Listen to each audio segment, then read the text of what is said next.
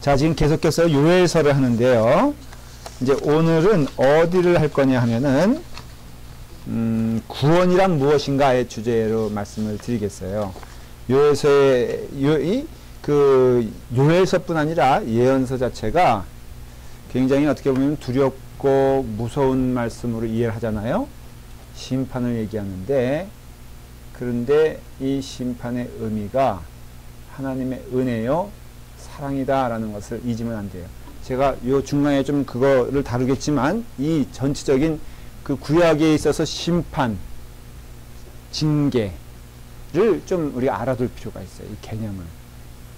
여러분, 그 사람을 사랑한다고 할 때 말이에요, 남녀 간의 사랑과 부모와 자식 간의 사랑과 좀 틀리죠.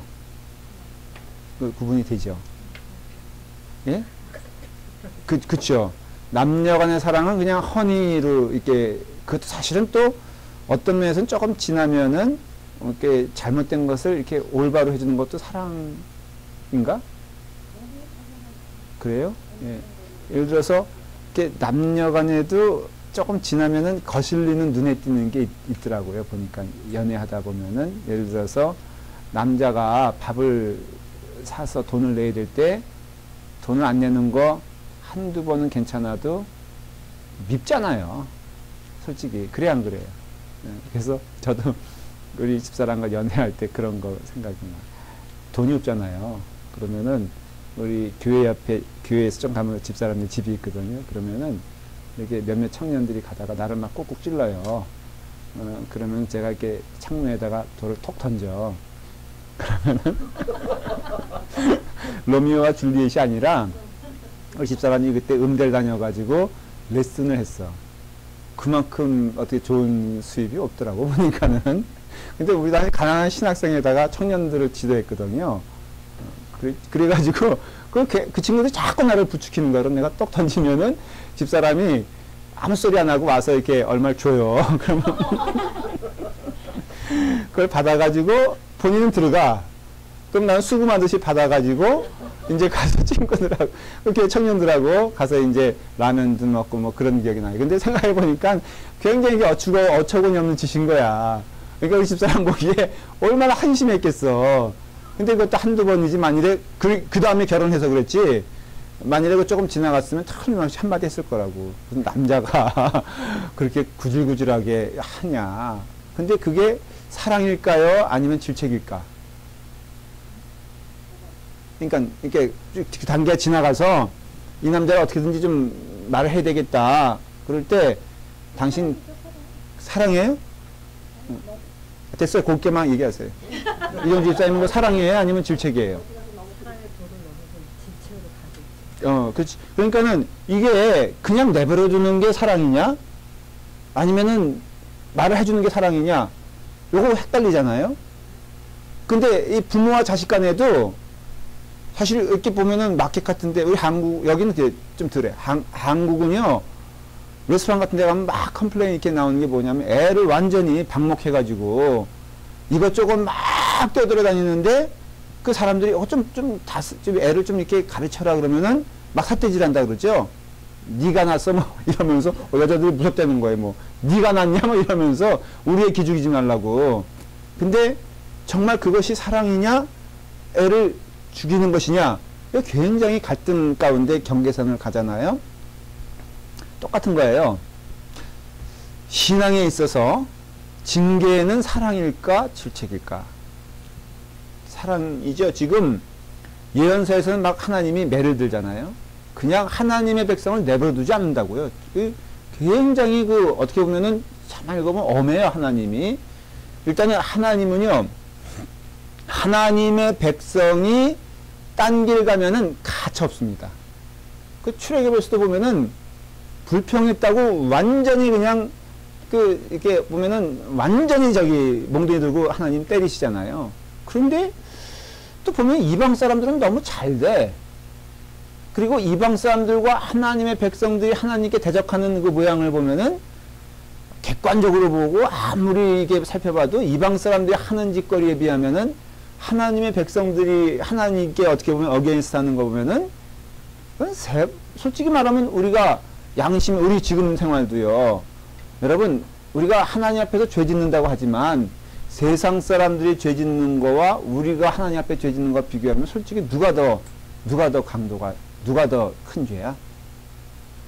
윤희일상에게도 하나님 앞에서 다 얻어맞고 있지만은 그래도 하나님 없다고는 안 하잖아.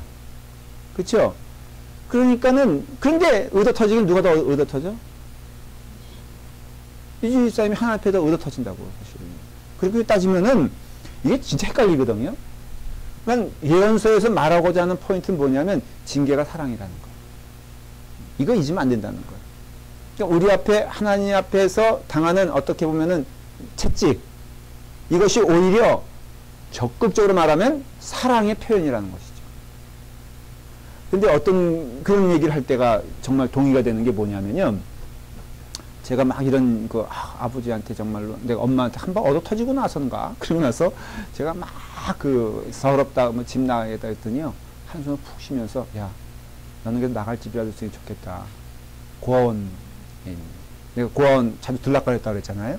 근데 이 친구가 있다고요. 그런데 내가 싹 잠깐 있고선 막 못 살겠어.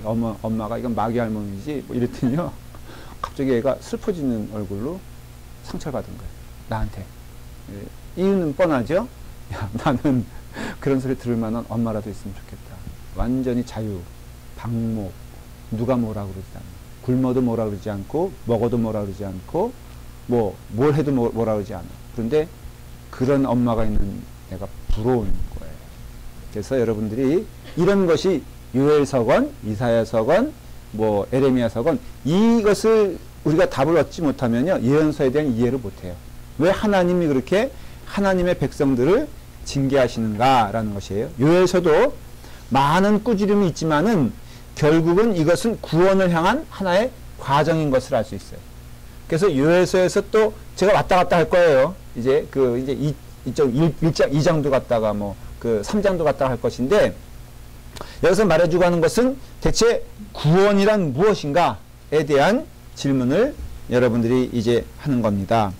아주 당연한 것이지만 구원이란 무엇인가에 대한 예를 들어서 구원이란 무엇인가 첫 번째 당연한 것이지만 하나님은 우리의 원수로부터 구원해 주세요. 원수로부터 우리를 구원해 주셔서 하나님은 그 하나님을 대적하는 백성 하나님을 대적하는 백성을 하나님께 대적하는 것으로 하나님이 이해를 하셨어요. 그래서 예를 들어서 2장 20절 보면요. 여러분 요에서 피시고 똑같이 잠깐 쫓아오시면 되겠어요. 거기 보면 내가 북쪽 군대를 너희에게서 멀리 떠나게 하여 그랬잖아요. 이 북쪽 군대는 말씀을 드렸죠. 뭐라 그랬죠? 북쪽 군대는 북이스라엘 제가 말씀을 드렸는데 이방이죠. 근데 북쪽 구체적으로 남유다예요. 지금 이 요엘이 활동했던 나라는 북이스라엘이 아니라 남유다예요. 상식적으로 이제는 좀 기억하셔야 될 게 북이스라엘에서 활동했던 선지자는 몇 명 안 된다 그랬어요. 몇 명 누구죠? 바로 요엘서 전 호세아 또 오바댜 다음 주까지 숙제. 이건 제가 몇 번 말씀을 드렸기 때문에 이건 여러분들 놓치면 안 돼. 요나는 누구를 향한 선지자라고 그랬죠? 이방 어디? 구체적으로? 저기 니느웨. 네? 그냥 아수르라 그래도 이해되지만 그러면 성경을 안 읽은 티가 나잖아요. 니느웨 성. 니느웨 성이잖아요. 구체적으로. 근데 그 사람도 북이스라엘적이거든요. 그러니까 이렇게 여러분 잘 기억하시고 그래서 원수인데 이게 아수르를 말해요. 아수르. 그 다음에 당연히 바벨론. 그러나 그 당시에는 구체적으로 누구예요? 아수르를 말하는 거예요. 그러니까는 결국은 이 북쪽에서 이 원수인데 가장 강력한 원수인 아수르에게서 하나님이 지켜주신다. 그래서 북쪽 군대를 너희에게서 멀리 떠나게 하여 2장 20절 그렇게 돼 있잖아요. 그러니까 구체적으로 북쪽 군대 하는 거 보니까는 무력이 강한 나라인 것을 알 수 있어요. 그러니까는 그런 의미에서 하나님은 그 땅으로부터 그 나라로부터 하나님은 궁극적으로 지켜주신다, 안 지켜주신다? 지켜주신다라고 영토적으로 믿는 거예요. 그래서 지금 이스라엘 사람들이요, 현대적으로, 현대 사회에서 이스라엘 사람들이 땅을 이렇게 있잖아요. 그런데 이스라엘 사람들 그 머릿속에는 뭐가 있냐면요. 하나님의 나라는 절대로 무너진다, 안 무너진다. 안 무너진다라는 그 신앙이 있어요. 근데 그 신앙이요, 얼만큼 그건 참 대단한 거예요. 뭐냐면, 자, 주후 AD 70년에 이스라엘이 망했죠. 완전히 망했어요. 예루살렘이 완전히 망했어요. 로마에 의해서. 그 다음에 얼마의 공백이 있었는지 아세요? 무려? 이스라엘이 최근에 건국된 게 몇 년인 줄 아세요? 진짜 1945년이에요. 예? 몰랐어요? 2차 대전 끝나고 난 후에 그 식민지 분배 이렇게 하면서 영국의 그 뒷받침과 미국의 뒷받침으로 그 유대인들이 들어온 거예요. 그래서 팔레스타인에 그 사람들이 팔레스타인이었거든요. 살고 있는 사람들. 그래서 지금 난리치는 거예요. 그날 탱크 지원받아가지고 그래가지고 무력으로 물고 들어와가지고는 그 팔레스타인 사람들 내보낸 거예요, 다.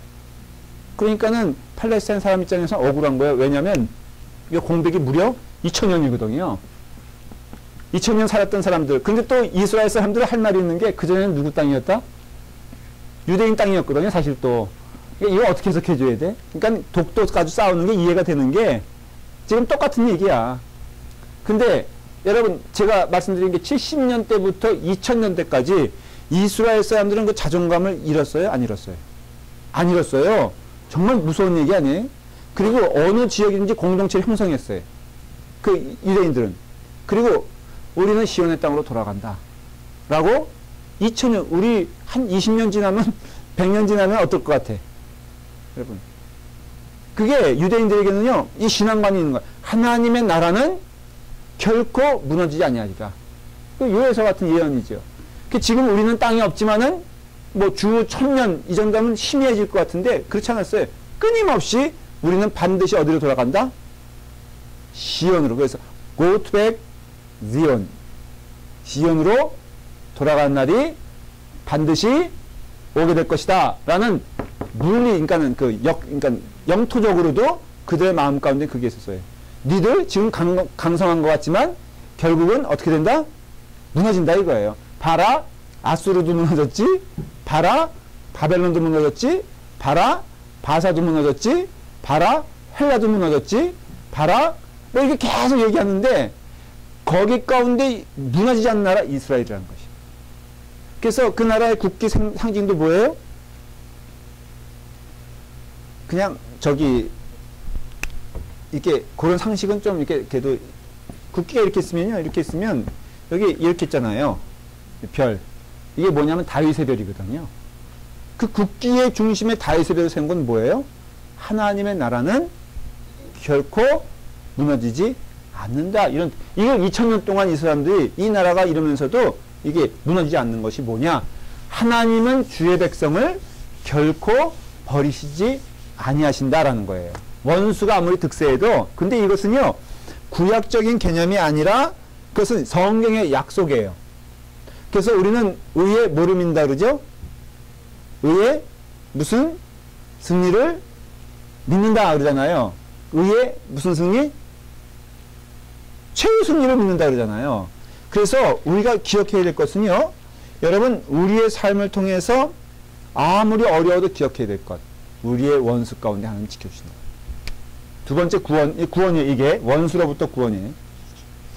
두 번째는 무엇이냐면은 하나님의 약속, 구원은요, 번성을 약속해 주세요. 하나님의 자녀의 번성을 약속해 주세요. 자, 이게 무슨 말이냐면은 2장 18절, 요엘서 2장 18절에 보면요, 뭐라고 되어 있냐면은 시작, 그때에 여호와께서 자기의 땅을 극진히 사랑하시어 그의 백성을 불쌍히 여기실 것이라 그랬어요. 자, 여기 중요한 게 있어요. 이제 그러면서 거기 보면 이른 비와 늦은 비를 주시고 막 그런 얘기가 나오잖아요. 그렇죠? 네, 몇 절에 나와요? 이른 비와 늦은 비? 23절에 나오잖아요. 그러니까 이게 철따라 주시는 하나님의 은혜예요. 자, 그러면 질문을 할게요. 이른 비와 늦은 비가 늘 있었을까? 아니면 하나님의 약속한 때에 있었을까? 다시 말하면 없었던 때가 있을까 없을까? 아니에요. 비가 없었던 때가 있어요. 메뚜기가 황충이 난리치고 이스라엘 땅에 재난과 징벌이 임했을 때는 이른 비와 늦은 비가 스탑을 했어요. 근데 결국은 하나님이 이른 비와 늦은 비를 주시고 번성케 하신다고 약속했어요. 근데 그 때가 어느 때예요? 그때, 이 그때는 사람의 때일까요? 하나님의 때일까요? 하나님의 때예요. 이게 중요한 거예요. 이게 무슨 소리냐? 하나님께서 그때라 인정하실 그때. 근데 그때는 우리의 뭐와도 맞물려 있어? 우리의 회개와 회복과도 맞물려 있어요. 그러나 인간이 생각하기에 그때가 아니라 하나님이 생각하는 그때에 반드시 우리를 번성케 해줄 것이다 라는 약속을 하나님이 주세요. 그래서 우리 신앙인의 입장에서는 그것을 믿고 깨달을 때 우리는 부단히 뭘 가야 돼요? 하나님의 길을 가야 돼요. 근데 이것은 우리도 적용이 돼요. 예를 들어서 이런 거죠. 제가 목사로서요, 이제 성도들에 대한 기대가 있잖아요. 그 여러분들 그 눈길을 이해하시죠? 근데 기대가 있는데 내 시간 스케줄대로는 진짜 말 안 들어. 뭐 멀리 볼 것도 없어. 우리 수요 성경 공부만 보십시다. 저는 어느 정도 기대가 있고 뭔가 될 줄 알았어요. 될 줄 알았는데 돼 안 돼? 잘 되고 있어요? 이러니까 내 마음이 더 찢어지는 거야. 본인들을 모르는 거야. 그러니까 이 정도 달려와야 되는데 다른 박질 쳐야 되는데 맨날 기어다니거든. 그럼 내 마음 가운데 어떤 마음이 있어? 절망의 마음이 있겠죠. 그리고 여기는 안 돼. 그럼 여러 가지 생각을 해. 밭이 안 좋은가 봐. 그러면 구성원이 내 잘못을 하나도 생각 안 하고 이제 이런가 봐. 이렇게 가는데 근데 가만히 그 하나님의 눈으로 보면 그때까지 이렇게 무르익는 걸 보게 돼요. 그래서 내가 기대하지 않았던 시간대에 또 거꾸로 하나님은 우리를 번성케 해주는 것을 경험해요. 특별히 이 말씀 사역이 그런 특징이 있더라고요. 이게 뿌리는 거거든, 계속. 근데 변화되지 않는 것 같아. 근데 잔다르크 한 사람만 나오면 프랑스는 구원받는 거거든. 그러니까 우리 교회도 많은 사람 필요 없어요. 제가 보기에는 6명만 정말로 그 뜨거운 마음으로 하나가 되어 주의 길 간다면은 우리 교회는 틀림없이 놀라운 역사를 경험할 걸 저는 믿어. 네. 6명만 정말로 한번 물 붓듯이 달려들으면은 우리가 근데 그날이 오기까지는 딱 너무 어두운 거야. 그래서 힘이 들어. 하지만은 하나님이 그때가 되면은 우리 어떻게 한다고요? 번성케 하신다. 시간표는 인간의 시간표예요, 하나님의 시간표예요. 그러면 인간의 입장에서는 그 믿는 신자들의 입장에서는 어떻게 해야 돼? 부단히 가는 거야, 그냥. 어? 가는 거야. 내가 그걸 깨달으면요, 오늘 소망이 없어. 그런데도 그냥 뿌리다 보면은 하나님은 더 놀랍게도 굉장히 어떻게 해요? 역사해 주신다니까. 우리 이렇게 보배로운 또 성도가 와가지고 또 성경 공부를 이렇게 빛낼 줄 어떻게 알고 또 이정주 집사님이 집사님 받았잖아 이제. 얼마나 정말 아름다워요, 그렇죠? 이런 아주 프레시한 집사님이 정말 주님을 위해서라면 내 목숨을 다 바쳐라도 하겠다는 결심을 갖고 있잖아. 우리 권혜리 집사님도 마찬가지고. 그러니까는 우리의 삶 가운데는 모르는 거야. Nobody knows. 그러면 내가 신앙인이라면 어떻게 해야 되냐? 그냥 가는 거예요. 불신자들 아니면은 힘들게 하는 거 보면서도 하나님 언제나 역사해 주신다. 그럼 내가 할 수 있는 일이 무엇인가? 최선을 다하여 그 복음을 전하고 그 뜻을 전하는 게 하나님의 뜻이다. 이거예요. 그때는 아무도 몰라. 근데 약속한 거 있어요. 하나님은 반드시 그의 백성들을 어떻게 하신다? 회복시켜 주신다라는 것이에요. 18절, 27절에 보면요. 이제 그런 27절에 보면은 시작. 그런즉 내가 이스라엘 가운데 있어 너희 하나님 여호와가 되고 다른 이가 없는 줄을 너희가 알 것이라. 내 백성이 어떻다고요? 영원히 수치를 당하지 아니하리로다 그랬잖아요. 너무 은혜로워. 이건 줄쳐야 돼요. 내가 너희 하나님 여호와가 되고 내 백성이 영원히 어떻다고요? 수치를 당하지 아니하리라. 그러니까 내가 하나님의 백성이라면 그 입장에서 하나님의 백성 입장에서는 어떻게 해야 돼요? 반드시 하나님께서 역사해 주실 것을 믿고 나가는 거예요. 짧은 길이 없어요. 숏컷이 없다는 거예요. 그냥 여러분들이 참 신도라면은 어떻게 가야 돼요? 부단히 가야 돼요. 부단히. 가끔 이제 성도들이 와서 저한테 와서 투정할 때도 있어요. 우리 유지질 집사님 같은 경우도 이렇게 가끔 와서 이렇게 투정도 막 해요. 그럼 제가 다 들어주고 그냥 가만히 내빼도. 그럼 또 자기가 또 와서 답을 또 가지고 와. 목사님 제가 이러면 안 되죠? 안 되지. 그러니까는 자기 혼자 왔다 갔다 하고 저는 그 자리에 있으면은 언젠간 돌아오더라 이거예요. 네. 맞죠, 집사님? 봐요. 본인이 순응하잖아. 그러니까 그러니까는 그 영원히 수치를 당하지 않는다. 하나님의 백성 입장에서 들어보면은 우리 믿는 자들은 결코 수치를 당하지 않는구나라는 것을 깨닫게 되죠.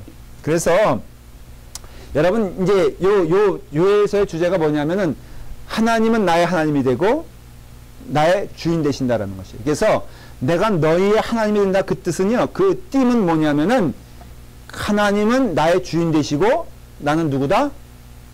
그분의 종이다 그런 뜻이에요. 그러니까 신앙적인 개념에 있어서 두 가지 띠이 있어요. 자녀됨과 종됨이에요. 신자의 이렇게 self understanding 있잖아요. 그럴 때 우리가 하나님의 자녀를 할 때는 뭐예요? 하나님의 사랑을 풍족하게 받는 자고, 하나님의 종이라는 뜻은 뭐예요? 하나님의 뜻에 온전히 순종한 자는 뜻이에요. 이거 둘은 나눠지는 게 아니에요. 그래서 여러분들이 그렇게 깨닫게 되었을 때 나는 너희의 하나님이 된다라고 선포할 때는 그 뜻은 뭐냐면 너희는 그 앞에 무릎 꿇고 순종해라 하는 뜻이에요. 자, 그런데 재미있는 것은요. 이 문장의 시제예요. 시제가 뭘로 되어 있냐면은 현재 시제와 과거 시제로 되어 있어요. 말씀드렸죠, 한번? 미래의 일을 얘기하는데 이 번성은 미래의 아니에요. 약속된 미래예요. 근데 문장은 과거형이야, 과거형. 뭘 뜻하는 줄 아세요? 너희가 과거에 하나님의 영광을 보지 않았느냐? 이것처럼 미래에 더할 수 없는 확실함으로 다가올 것이라 그런 뜻이에요. 이미 이 요엘 선지자는요, 보는 거예요. 미래적인 사건이지만은 이미 그것이 마치 일어난 일처럼 너무너무 확실한 것을 하나님이 보여주시기 때문에 내가 정말로 확실하게 전한다. 하나님의 약속은 반드시 이루어진다, 안 이루어진다? 이루어진다라는 것이에요. 그래서 로마서 8장 30절에도 보면요. 제가 그냥 읽어볼게요. 로마서 8장 30절에도 자, 또 미리 정하신 그들을 또한 부르시고 부르신 그들을 또한 의롭다 하시고 의롭다 하신 그들을 또한 영화롭게 하실 것이다. 이렇게 말씀하셨거든요. 근데 거기 보면은 영화롭게 할 것이다 라는 미래형으로 쓰여지 아니하고 뭐라고 쓰여지 않냐면은 하셨느니라 그랬어요. 자, 똑같아요. 그 성경의 패턴이 우리는 아직도 영화 가운데 거해요? 거하지 않아요? 이게 무슨 뜻인지 모르시죠? 영화롭게 한다는 것은요, 천국을 얘기하는 거예요. 우리의 온전한 영광과 영화는 어디서만 볼 수 있어요? 천국에. 근데 이미 사도 바울도 뭐라고 표현하고 있는 거예요? 우리가 그 자리에 임했다, 안 임했다? 임했다라고 말하는 것이에요. 무슨 뜻이냐? 반드시 하나님은 이루어진다는 확신이 그 삶 가운데 충만한 거예요. 그래서 저는, 자, 여러분들 천국 갈 거 믿으십니까? 라고 물어보면은 대부분의 경우, 이래. 약간 불안한 거야. 자, 물어볼게요. 우리 권사님은 천국 갈 거 믿으세요? 목소리가 벌써 작잖아. 믿으세요? 믿어요? 안 믿어요? 왔다 갔다 해요. 이게 사실 뭐 이럴 수도 있잖아요. 그런데 우리의 신앙은요, 결국은 미래적인 사건을 확실하게 이해하는 것이에요. 그래서 지금 요엘서도 그 얘기를 하고 있는 거예요. 하나님의 영광과 하나님의 약속은 반드시 이루어질 것이다 라는 것이에요. 그리고 요엘서 23장에 보면은 2장, 그가 너희를 위하여 비를 내리시되 이른 비를 너희에게 적당히 주시리니 이른 비와 여름 비는, 이른 비와 늦은 비는 예전과 같을 것이다 그랬어요. 여러분, 이 말의 뜻은 그동안 아까 말씀드린 대로 비가 있었습니까? 없었습니까? 예? 자, 다시 읽어볼까요? 22장 24절. 자, 23절. 그가 너희를 위하여 비를 내리시되 이른 비를 너희에게 적당하게 주시리니 이른 비와 늦은 비가 예전과 같을 것이니라. 그러니까는 예전에 있었어요. 그쵸? 근데 끊어졌어요. 그것이. 그리고 공백기간이 있고 또 하나님 약속해 주시길 그 비를 또 온전히 내려주신다. 그러니까 요때가 있었다는 거예요. 있으니 참 고통스럽잖아요. 그런데 하나님은 반드시 그 하나님의 백성들에게 약속하신 것들을 회복시켜 주실 것이라고 약속해 주신다라는 것이에요. 신앙적으로 오늘 우리 시대가 지금 이 시간 우리가 그러니까는 어떤 내 말은 그 가뭄기 같아요. 아니면은 풍성한 곡식기 같아요. 사람마다 틀릴 수 있고 교회마다 틀릴 수 있죠. 그렇죠. 그런데 기억해야 될 것은 하나님은 반드시 하나님의 약속한 백성들에게 하나님의 길을, 이건 전제가 뭐냐면 회개와 순종이에요. 이제 요엘서에서 그걸 말하는 거. 그냥 이렇게 뭐 누구에게 다 준다는 것이 아니라 오해하지 말아야 될 것은 회개하고 순종하는 자가 지금 당장 건기, 가뭄기를 경험할 수 있다 없다? 있다. 자, 우리가 하나님의 뜻에 온전히 순종을 해도 정말로 애를 써도 고난이 있을 수 있다 없다? 정말 이상하잖아요. 그렇죠? 자, 우리 중축구 끝난 지 얼마 안 됐잖아요. 여러분 중축하면서 열심히 기도했죠? 했다 그래봐요. 했죠? 저 열심히 기도했거든요. 진짜 순수한 마음으로 기도했는데 무지무지 고생했다고. 뭐 허가를 안 하네. 더 황당한 건 뭔 줄 아세요? 세상에 허가를 받으려고 그러니까는 핸디캡에 대한 배려가 없다는 거예요. 옛날 건물들이 다 그렇잖아요. 근데 이게 해보니까는 놀라운 것이 그 건축의 코드, 그 적용을요, 꼭 현재 법으로 적용되게 돼 있어요. 그러니까 여러분 집에 함부로 뜯으면 안 되는 게 이걸 뜯는 순간 그 법은 현재 법으로 적용을 하는 거야. 그러니까 옛날 집인데 옛날에는 이렇게 다 맞았어. 그랬는데 뭘 뜯었다. 그래서 고친다. 그러면은 그 옛날 그것이 적용되는 게 아니라 검사관이 와가지고는 그 다음부터는 스프링클러 달아라. 옛날엔 필요 없었는데 뭐 요번에 아주 황당한 거는 핸디캡용 레일이 없다는 거예요. 본당에. 그 여기서 어떻게 만드냐 그거를. 해가 무조건 만들지 않으면 허가 안 해주겠다는 거예요. 그래서 타협본 게 뭐냐면은 저기 본당 정문 있죠. 거기부터 해가지고 이렇게 발판을 만든 거야. 어디까지? 앞에 재단까지. 가운데 통로에. 그래서 이게 쫙 잔잔히 이제 나무로 올라오면서 만들면은 폭은 정해져 있어. 여기부터 여기까지야. 이런 폭이 생각해 보세요. 본당 딱 들어서자마자 거기부터 해가지고 쭉 레일이 이렇게 올라가야 돼. 그럼 모양 어떨 것 같아? 그럼 의자 다 밀어놔야 되고요. 가운데 그게 주인공이 된 거야. 그걸 딱 하라는 거야. 그래서 했어요. 그것도 돈 들어가지고. 그래서 검사관 딱 불렀어요. 야, 솔직히 말해보자. 너 이거 설치해 놨는데 이 모양으로 이 건물이 유지가, 왜냐하면 3분의 1을 차지한 거야, 레일이. 그 조그만 본당에.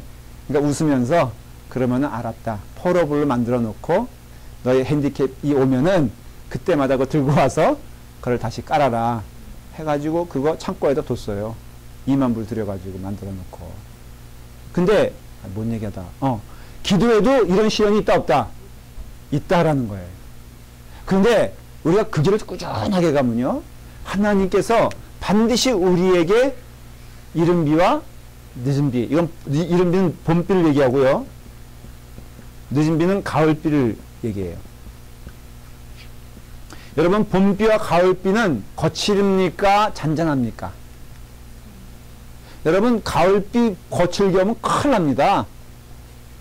예, 가을비는요, 온 듯 안 온 듯 해야 되고, 봄비도, 그래서 봄비하고 노래 부르잖아요. 봄비가 폭풍 오듯이 안 오잖아요. 그러니까 하나님께서 알맞게끔 알아서 주신다, 안 주신다? 주신다라는 걸 믿으라는 거예요. 그러니까 지금 봄비인지 여름비인지 가을비인지 모르겠지만은 분명한 것은 그런 의미에서 내게 주시는 모든 하나님의 은혜는 내게 만족함을 줘요. 여러분들이 신앙의 순수함으로 내가 하나님께 정결한 마음으로 나아갈 때 당하는 고통 있잖아요. 그거 하나님 주시는 복인 줄 믿으시길 바라요. 마찬가지예요. 우리도 다, 저도 목회의 길을 가는 동안 정말로 전심을 다해서 하나님께 내 마음을 드리는데 이렇게 경험적으로 보면 시련이 와. 엉뚱한 일이 벌어져. 힘들어. 그런데 그것이 결국은 내게 무엇이 된다? 복이 된다라는 것을 얘기해주고 있는 것을 알 수가 있어요. 자, 그렇기 때문에 여러분들이 기억해야 될 것은 하나님의 나라는 망하지 않는다. 세상의 나라는 망한다라는 것이에요. 자, 한번 그러니까 요엘서 3장 18절. 자, 보십시오. 시작. 그날에 산들이 단 포도주를 떨어뜨릴 것이며 작은 산들이 젖을 흘릴 것이며 유다 모든 시내가 물을 흘릴 것이며 여호와의 성전에서 샘이 흘러나와서 시딤 골짜기에 대리라. 자, 이른 비와 늦은 비가 있고요. 하나님이 모든 섭리하심으로 인해서 이 풍족함을 주게 될 때 어떤 일들이 벌어져요? 산들이 단 포도주. 그러니까 포도가, 여러분 그 이스라엘 땅의 포도 사이즈를 익히 알고 있죠. 제가 설명을 한번 드렸는데, 그 출애굽했을 때 정탐꾼들이 가서 가져온 포도의 사이즈가 얼마인 줄 아십니까? 예? 한 송이가 아니라 한 알이 사이즈가 이 정도 됐어요. 정말. 왜 안 믿어지세요? 그래서 얼굴이 벌써 약간의 그 불안감이 있는데, 예, 이게 한 송이가 아니라 한 알. 그래서 한 송이를 장정 둘이 어깨에 메고 오는 거 그림 보셨죠? 안 믿어지죠? 근데 100년 전에도 이런 포도가 있었대요. 실제로 생산했대요, 이스라엘에서. 뭐 이 정도인지 모르겠는데 아무튼 포도송이가 이 정도 되는 사이즈가 있었다는 거예요. 그러니까 그런 풍족함을 준다, 약속하였어요. 그러니까는 산에서는 그런 포도가 나올 것이고요. 작은 산들은 젖이 흐를 것이다 그랬어요. 여러분, 그 젖과 꿀이 흐르는 땅이라고 했잖아요. 이거 성경학자들은 이 꿀은 진짜 꿀을 의미하고 젖도 꿀을 수식해주는 언어라고 말을 해요. 어떤 사람들은 이 젖은 동물의 풍성을 얘기한다는 거죠. 이스라엘 사람들이 유목민족이잖아요. 그래서 양을 또 이렇게 소를 이런 것들을 많이 이렇게 저기 하잖아요. 애굽 땅에서부터 올 때부터 사실은 그 사람들의 역할은 뭐였어요? 애굽 땅에서 소를 목축한 사람이었거든요. 그러니까는 젖과 꿀이 흐른다라는 그 약속을 했다 하는 것은 여기서 젖을 흘릴 것이며 작은 산들이, 그것은 뭐냐면은 이 목축이 잘 될 것이며 그런 뜻이고요. 유다 모든 시내가 물을 흘릴 것이다. 왜? 이른 비와 늦은 비가 풍성이 오니까는 거기에 모든 산야에 어때요? 물이 풍족해질 것이다 라는 것이. 더 큰 은혜는 여호와의 성전에서 샘이 어떻게 한다고요? 흘러나와. 그러니까 성경에서는요, 이런 표현을 자주 써요. 모든 복은 어디서부터 나오냐? 아주 간단, 번성을 얘기할 때 모든 복은 사실은 어디서 나오냐면은 여호와의 전으로부터 나온다는 거예요. 그래서 여호와의 전으로부터 샘이 흘러나와, 이런 표현은 요엘서뿐 아니라 성경에서 흔히 나오는 표현인데 여러분 문자적으로 해석을 해도 모든 복은 여호와께로부터 나오신 걸 여러분들 아십니까? 여호와의 전의 기쁨을 여러분들 누리세요? 우리 아이들 보면요. 아이들이 교회 갈 때면 화색이 막 돋잖아요? 어때요? 그쵸? 우리 뭐, 그 아이들, 정무? 그냥 땀내면서 열심히 그냥 그것을 아주 기쁨으로 예언이는 집에 간다고 막 울잖아요. 이런 일이 있을 수 있느냐. 주의 전에 거해야 될 것을 모르고 어떻게 집에 가시나이까. 막 그렇게 하거든요. 근데 저는 애들을요, 교회 안에서 그러니까 교회 학교가 잘 되는 것도 중요하고, 아이들이 교회에 거하는 게 참 복이에요. 근데 여러분들도 교회에서 보고, 거하는 게 복입니다. 주의 전이 얼마나 귀한 줄 아세요? 모든 복은 어디서 나오냐? 주의 전에서 나온다, 이거예요. 그래서 우리 이민자들, 참 안타까운 게요, 교회를 완전히 무슨 자신의 도구로 하는 게 문제인 거예요. 이게 문제인 거예요. 교회는 생명이거든요. 우리가 궁극적으로는 생명을 걸고 지켜야 될 게 교회예요. 교회는 여러분들의 삶의 근원이 되는데 너무 교회를 오해하고 있어요. 자기 부족함에 만족 채우기 위해서 오는 것을 이해하면요. 그게 결국은 그렇게 가면은 그 사람의 인생은 무너지게 돼 있어요.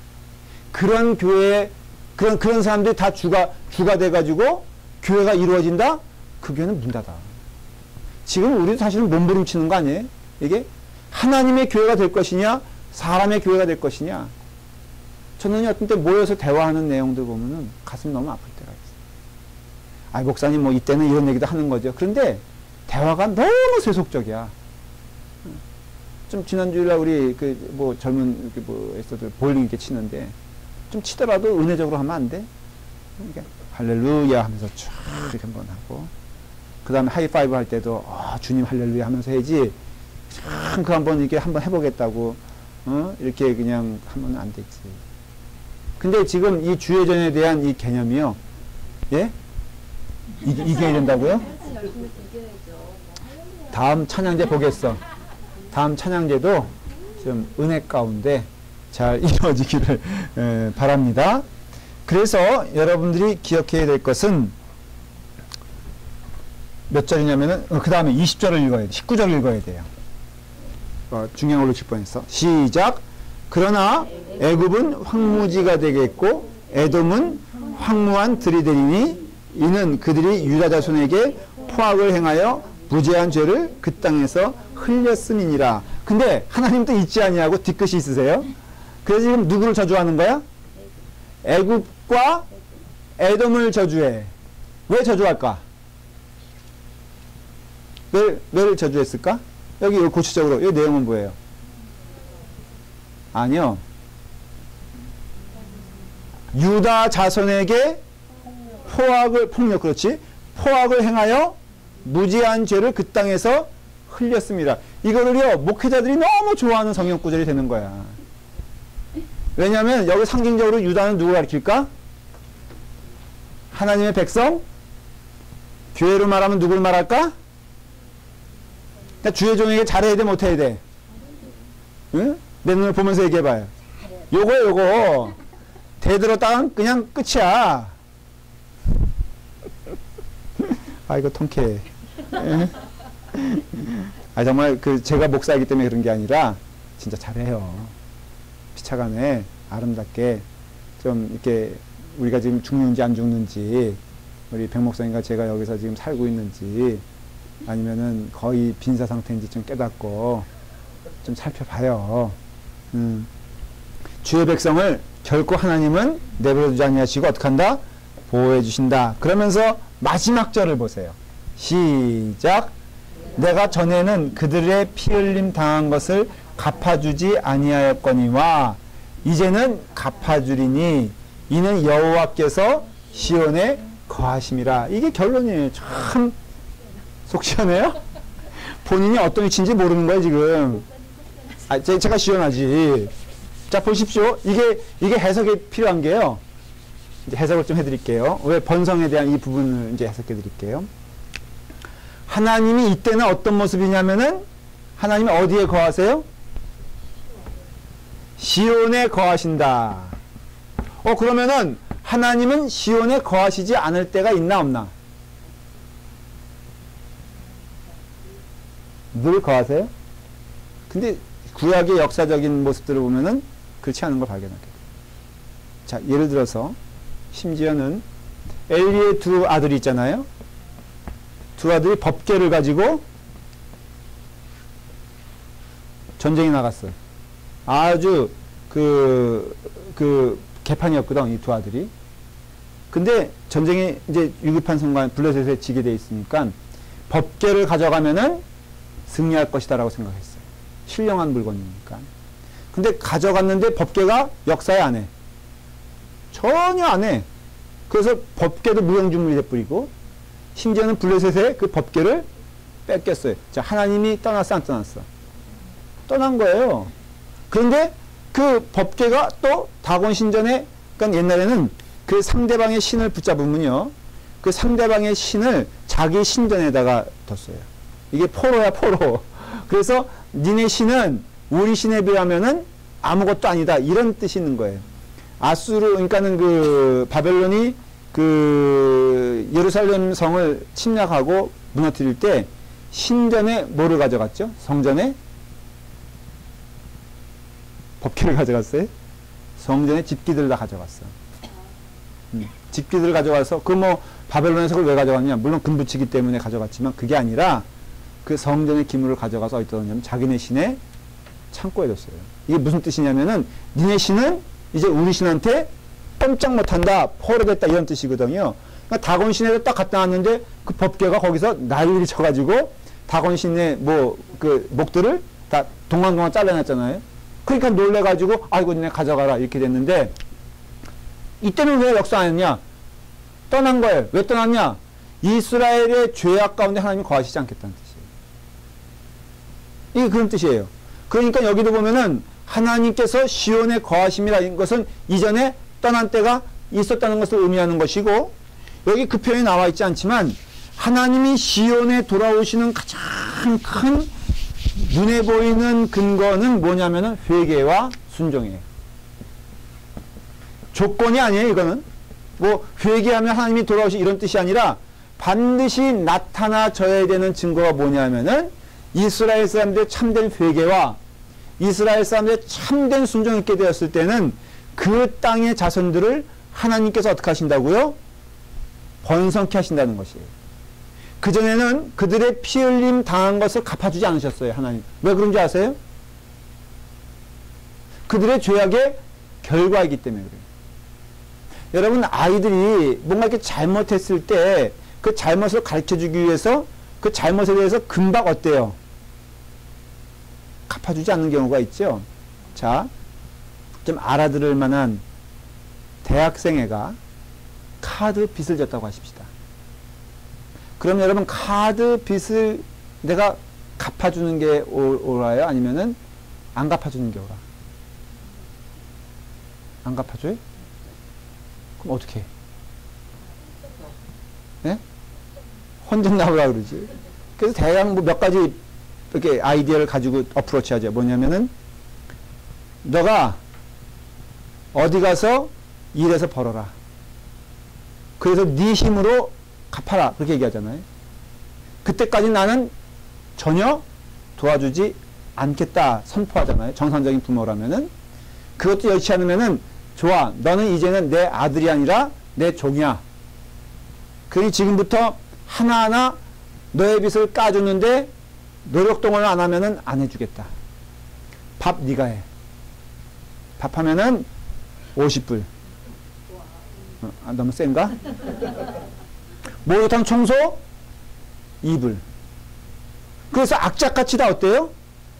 까죠? 잔디 청소? 근데 해보니까는 우리 아들 한번 가서 페인트 칠 하라고 시켰거든요. 내가 죽는 줄 알았어. 왜냐면 걔 하루 한 거 내가 5일 동안 수습하느라고, 야, 그거 시킬 게 못 되대. 결국은 뭐냐면요, 하나님이 가만 보시는 거예요. 여러분, 우리 교회도 축복받으려면요, 정말 그런 점에서 하나님의 교회가 되기 위해서 땀을 흘려야 돼요. 우리가 하나님의 축복을 못 받는 이유는 하나님의 손이 짧아서도 아니고 하나님이 무력해서도 아니라고 말하잖아요. 그냥 신앙에 있어서 여기 보니까 자, 내가 전에는 그들의 피 흘림 당한 것 같이 갚아주지 아니하였거니와 근데 지금은 갚아주고 있다. 이것은 요엘서를 통해서 말하고자 하는 것은 너희가 그런 의미에서는 어떤 상태로 돌아왔다?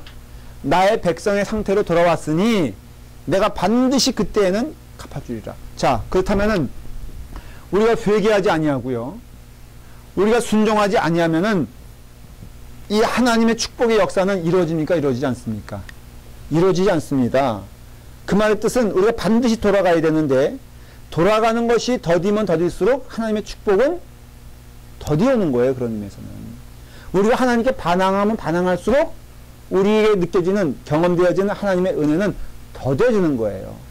문제가 있잖아요. 이 문제를 자꾸 나의 손으로 이렇게 하려고 할 때 하나님의 그 역사의 특징은 뭐냐면은 하나님 가만 계신 거예요. 여러분 아이들이 어떤 때는요. 이거 뜨거운 거 자꾸 이렇게 그 만져는 습관이 있잖아요. 그때 가혹하게 우리가 어떻게 합니까? 한번 작심을 하고. 응? 너 한번 경험해봐. 하고선 막 자지러지게 손을 띄려고 해도 악착같이 엄마는 그냥 5초 동안 딱 해가지고 완전히 물집 잡히게 5초 안 하나? 그 왜냐면은 하나님께서요 똑같아요. 여러분 어떤 일이 벌어졌을 때 이것의 큰 문제는 뭐냐면 기도하지 않는 게 문제인 거예요. 서렌더 하지 아니하고 자꾸 내 힘으로 뭘 하려고 해. 지금 요에서에서 지금 경고하는 게 뭐냐면은 하나님의 백성들에 대해서 네가 지금 다 한번 해봐라. 그거거든요. 남유다의 왕들에게 말하는 게 뭐냐면은 네가 한번 그래. 한번 원군 구해보고 네가 한번 애를 써보고 애를 안 쓴 게 아니거든요. 그런데 애를 썼는데 결과는 뭐냐? 나띵이라 이거예요. 근데 그가 하나님께 돌아오게 되면은 하나님 어떻게 하신다? 반드시 손 내밀어 구원해 주시고 축복해 주시고 은혜를 주신다는 것이. 이해가 되세요? 그래서 우리가 구원이란 무엇이냐? 하나님이 우리의 원수의 손에서 구해 주신 게 구원이고요. 우리를 번성케 해주시는 게 구원이에요. 근데 번성이란 것은 뭐가 필요해요? 회개와 순종이 필요하다는 것을 알 수가 있어요. 이것이 바로 하나님께서 우리에게 주시는 메시지다라는 것이에요. 다음 시간에는 더욱더 우리 하나님께서 이제 주제가 어디로 나가냐면요.